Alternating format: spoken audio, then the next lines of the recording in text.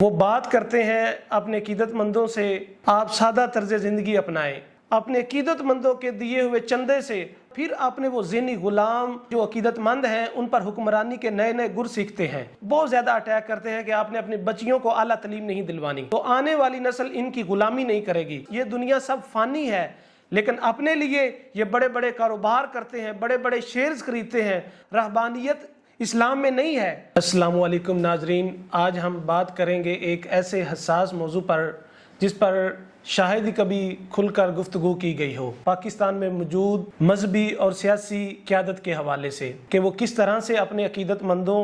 اور اپنے کارکنان کے ساتھ طرز عمل اپناتے ہیں۔ سب سے پہلے ہم بات کریں گے کیسے مشائخ اعظام اور علماء کرام اپنے عقیدت مندوں کو کس طریقے کا درس دیتے ہیں اور اپنی زندگیوں میں کس طریقے سے وہ ان طرز عمل کو اپناتے ہیں۔ وہ بات کرتے ہیں اپنے عقیدت مندوں سے آپ سادہ طرز زندگی اپنائیں، اسلام نے سادگی کا درس دیا ہے، بڑے کاروبار نہ کریں، اپنے بچوں کو اچھی تعلیم نہ دلوائیں۔ پاکستان میں ایسے ادارے ہیں جو عرصہ دراز سے پاکستان میں موجود ہیں اور سال ہر سال سے ان میں بچے پڑھ کر اچھی تعلیم حاصل کر رہے ہیں، ان اداروں کو یہ ٹیگ لگا کر اپنے عقیدت مندوں کو ان سے دور کر دیا جاتا ہے کہ ان اداروں میں سیکولر نصاب پڑھایا جاتا ہے یا ان اداروں میں آپ کے بچوں کو لبرل بنا دیا جائے گا۔ یہ ایک بہت بڑی غلط فہمی ہے۔ مذہبی قیادت جب ان کے اپنے بچوں کی بات آتی ہے تو اپنے بچوں کو ابتدائی تعلیم یہ انہی اداروں میں سے دلواتے ہیں، اور یہی جس کو یہ سیکولر نصاب کہہ کر رد کر رہے ہوتے ہیں ان کو ان اداروں میں ہی اپنے بچوں کو تعلیم دلواتے ہیں، اور پھر ابتدائی تعلیم کے بعد یہ بیرون ملک اعلیٰ یونیورسٹیوں میں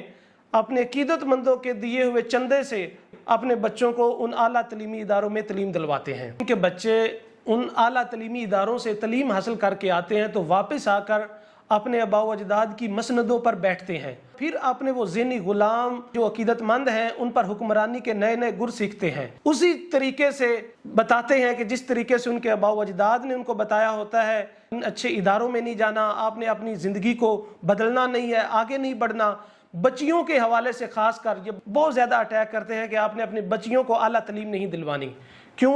بچیوں کو اعلیٰ تعلیم دلوائی جائے گی تو وہ آنے والی نسل کو تیار کر سکیں گے نا، تو آنے والی نسل ان کی غلامی نہیں کرے گی۔ اللہ کے نبی صلی اللہ علیہ وآلہ وسلم نے فرمایا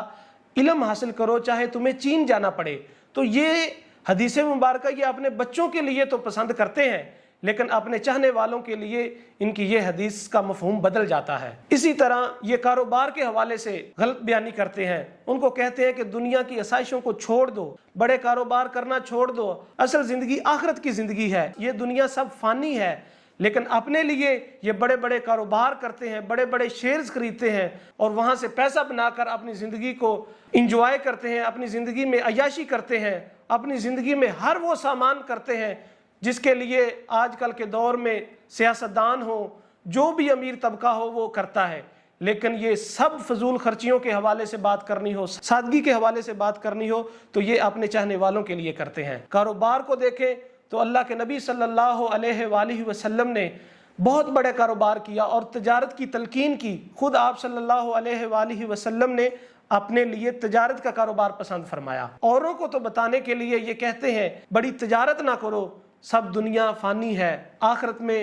آپ کے کام دین نہیں آنا ہے، اور لوگوں کو دین کی تبلیغ کے لیے لگاتے ہیں، پیسہ بڑھانے کے لیے سارے اعمال کرتے ہیں۔ آپ جب بھی ان کا درس سنیں گے تو آپ کو لگے گا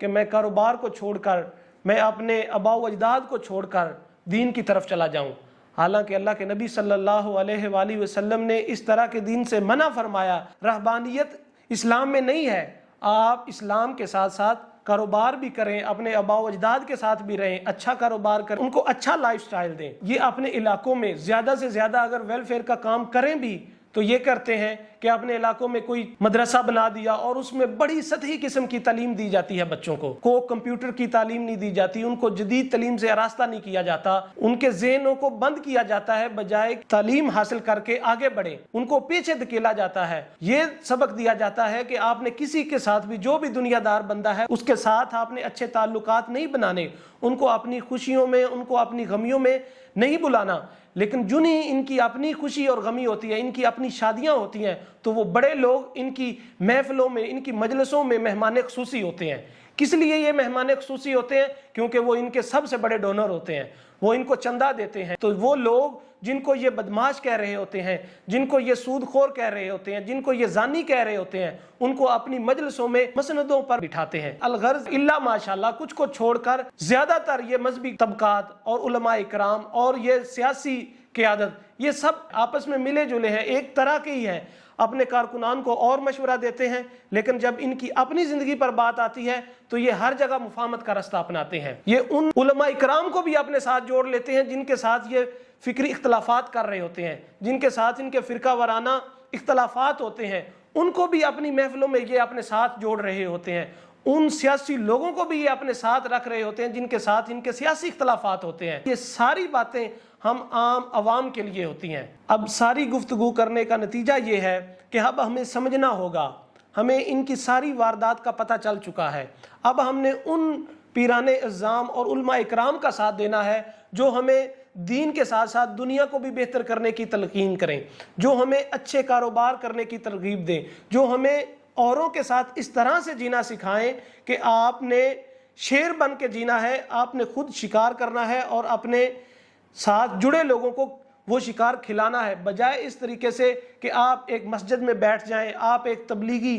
काफिले के साथ चले जाएं और आपके घर वाले भूखे मर रहे हों और आपके साथ जुड़े लोग वो भूखे मर रहे हों। बजाय इसके कि आप उन लोगों की मदद करें, आप अपनी ज़कात की शर्ह को बढ़ाएं, आप अपने उशर को बढ़ाएं, आपकी वजह से सदकात और खैरात बढ़े। हम इसलिए इन लोगों के साथ जुड़ जाते हैं, गुनाह करते हैं, नेकी की तरफ आते नहीं, तो हम समझते हैं कि ये सबसे आसान तरीका है कि हम इनके साथ मिलकर, इनको पैसे देकर, हम ये समझते हैं कि हम अल्लाह का कुर्ब हासिल कर लेंगे। हम ये समझते हैं कि पैसे देने से, इनकी कुर्बत हासिल करने से, इनकी बातें मानने से हमारी ये छोटी सी हम ये शॉर्टकट तरीका ढूंढते हैं, दीन से फायदा उठा लेंगे। इन सब बातों को छोड़कर अमली कदम उठाना होगा, हमें दीन की तरफ भी आना होगा और दुनिया को भी बेहतर करना होगा। हमने अपने साथ एक अज़्म मुसम्मम करना है कि हम अपने बच्चों के साथ साथ अपनी बच्चियों को भी आला तालीम देंगे तो वही अच्छी नस्ल तैयार होगी जो इनकी गुलामी से आज़ाद होगी, बच्चों की गुलामी से आज़ाद होगी। आपस में मिले जुले हैं, एक तरह के ही हैं, अपने कारकुनान को और मशवरा देते हैं, लेकिन जब इनकी अपनी ज़िंदगी पर बात आती है तो ये हर जगह मुफाहमत का रास्ता अपनाते हैं। हमारा फ़र्ज़ बनता है कि हम अपने बच्चों, अपनी बच्चियों को अच्छी तालीम दें, अपने कारोबार को बढ़ाएं, इनकी बातों से निकलें। ये सारे काम वही करते हैं जिनसे ये आपको रोकते हैं, ये आपकी खुशियों को छीनते हैं, ये आपकी तरक्की को रोकते हैं, ये आपके बच्चों की आला तालीम में रुकावट है। ये हमारा फ़र्ज़ बनता है कि हम अपने बच्चों, अपनी बच्चियों को अच्छी तालीम दें, अपने कारोबार को बढ़ाएं। हमने इन सारी बातों का अब निचोड़ ये है कि हमने इनकी बातों, जो इनकी गलत बातें हैं, उन पर अमल नहीं करना, और हमने अच्छे लोग जो इस पाकिस्तान में अच्छे काम कर रहे हैं और अच्छी तरगीब दे रहे हैं और आपके बच्चों के लिए, आपके बच्चों के आला मुस्तकबिल के लिए काम कर रहे हैं, वेलफेयर का काम कर रहे हैं, उनका साथ देना है। अगली वीडियो तक के लिए इजाज़त दीजिए। बहुत शुक्रिया। खुदा हाफिज़।